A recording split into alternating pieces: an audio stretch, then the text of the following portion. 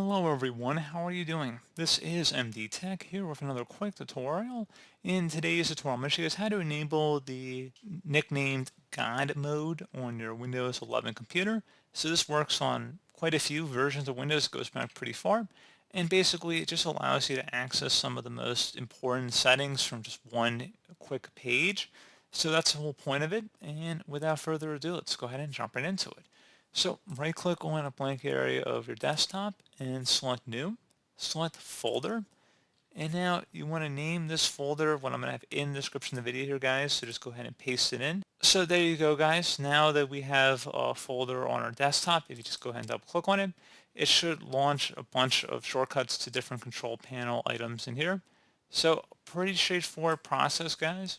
Do hope I was able to help you out, and I do look forward to catching you all in the next tutorial. Goodbye.